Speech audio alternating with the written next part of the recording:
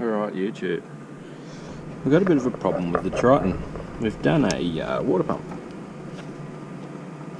It's got quite a lot of movement in it and it's actually started leaking. We've got no fluid in there now, I've already drained her out. But as you can see, it's really floating. So we've got to swap the water pump.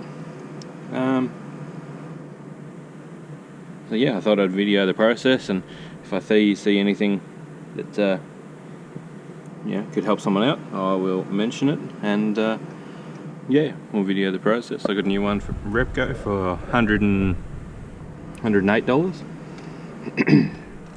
So first thing, I'm going to try and do it without taking the radiator out, which we should be able to do. I'm just going to drop the intercooler up out of the way, and then hoses off, shroud off, fan off. It should be pretty good, but we can get to the fan bolts there pretty easily. But anyway, we'll see how we go with it. There's only 4 bolts that actually hold the water pump in on an O-ring. So once we get down and in there, it won't be too bad, hopefully. We're giving it a bit of a pressure clean before we got to it, so hopefully it doesn't take too much time and effort. Yeah, so this is a MK 2005 2.8 diesel, so it's a 4M40T. And yeah, let's go for it. First thing we'll do is we'll undo these bolts across the top here and get this intercooler up out of the way. Alright, we got the intercooler up there out of the way. Pretty easy, just undo the 1, 2, 3, 4 bolts that hold that up in there. I do have a fuel filter somewhere, so I'll find that and we'll change the fuel. We do have a fuel filter to change as well, because I've never done this one, and so I really should. It used to be a farm bus, so who knows what it's eaten. We've got the fan shroud loose here. Not sure how it connects at the bottom, so we'll have to get under and have a look at that. But by the time we take that and the clutch fan off, I think we'll have more than enough room to do our water pump in there. We have to take the clutch fan off regardless, because we've actually got to get to the bolts that hold the water pump in down there. Another thing we've got to do is seal that up. There's this stupid little wedge thing in the front of these rocker covers, and this one leaks everywhere. It makes quite a big mess every time you get it hot. Hopefully this should sort some of its temperature issues too, because it did get warm the other day, and these things are quite susceptible to cooking if you get them warm, so we don't want that to happen. Obviously with this one it needs to stay reliable until we find a brand new Triton to replace it with, because that's the plan. There must be something bolting in. Take our rattle gun and our 10mm. And under we go. What holds the fan shroud in? Yep, same at the bottom. So you got one there.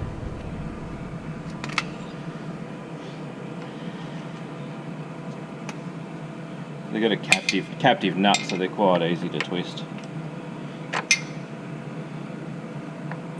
Hopefully we can keep this on the road for another 3 or 4 months while I wait for a brand new MR Triton. I'm going to try and buy the last of them before they become a... I'm obviously not a professional, so I really like to place things on the right side of the vehicle that they came from. So there's no confusion further on when you're starting to do work to it. There's a bit of crap on the front of that radiator, so this will be good, we can clean that off.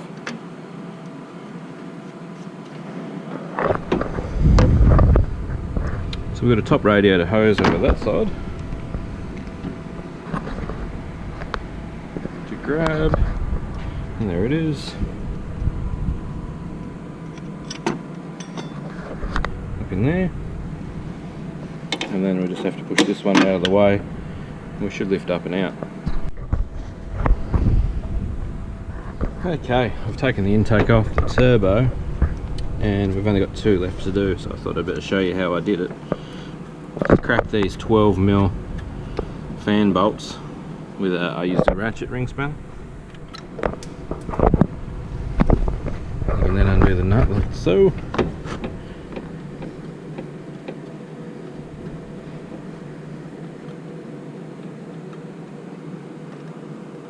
Hopefully not breathing straight into the back of the camera on yous. Now the hub fan is undone. Wiggle it forward, sit it in the radiator cavity. You should now be able to pick the radiator up. You just got to tuck this hose in front of that one. I think that's powered steering.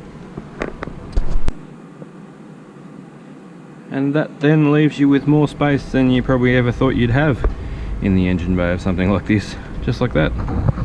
You get rid of that fan and its shroud, and yeah, you've got a good spot to work. Look at that.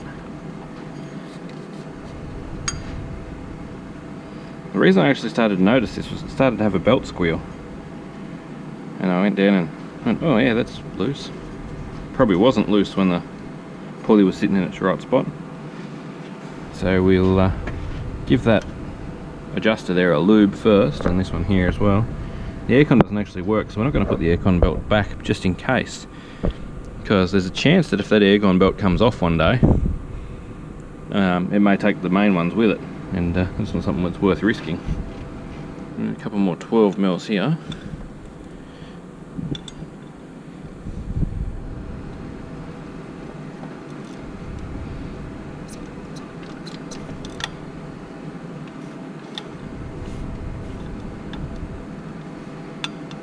To hold it with something else. It might not be a one-handed job. No, not a one-handed job. It's all good. Well, get that twisted. We'll collect up all the nuts off that fan hub so we can put them back. Don't know if you guys knew or not, but I do a lot of YouTube shorts now.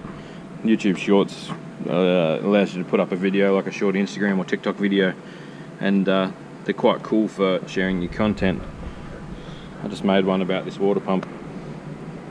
That's where the coolant has been going, in behind the water pump pulley. And there she is, toasted and leaking, so let's rattle her off and see what's behind it.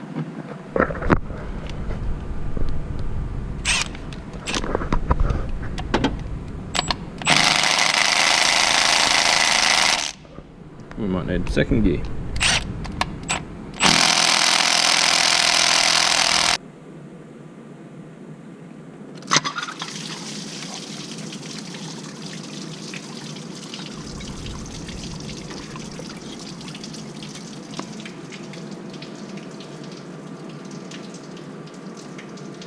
It's still got all its fins.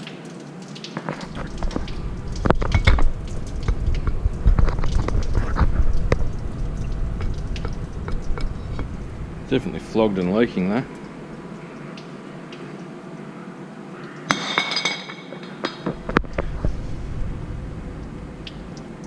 This piece of irony aluminium now into the scrap bin.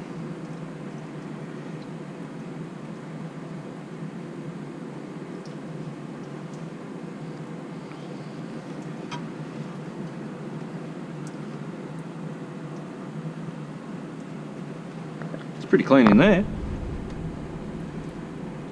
It's a little bit of a surprise.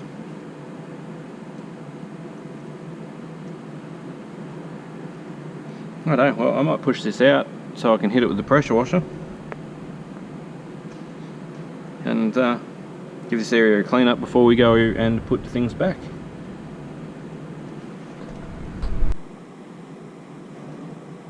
Alright, we're back, ready to put it back together. Here's our water pump.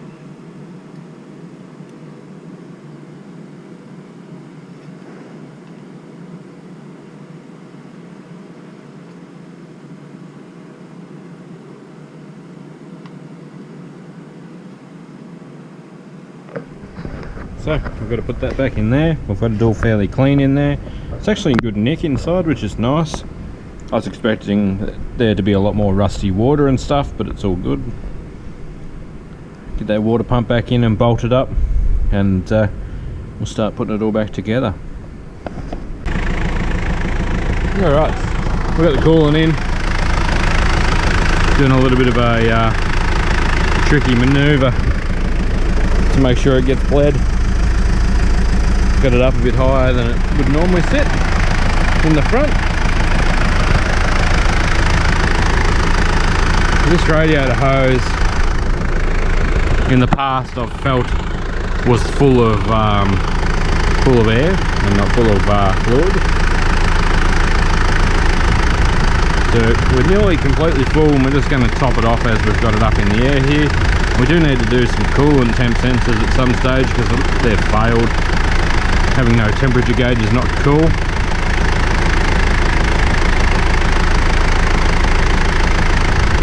Yeah, we're just topping off the coolant. We're going 50-50 with organic,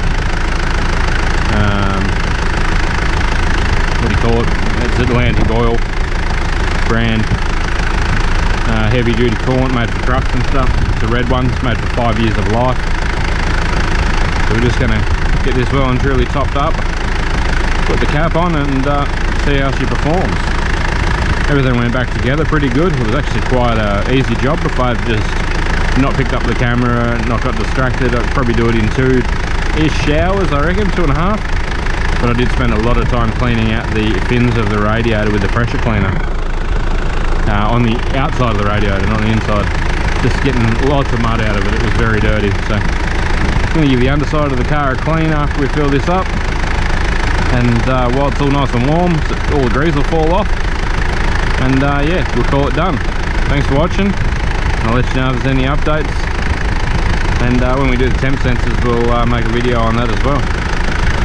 Keep your cars cool in summer, guys. It's starting to get towards the warmer weather now, and I tow quite a bit of stuff, and I've got 35s on this thing, so we've got to keep it cool.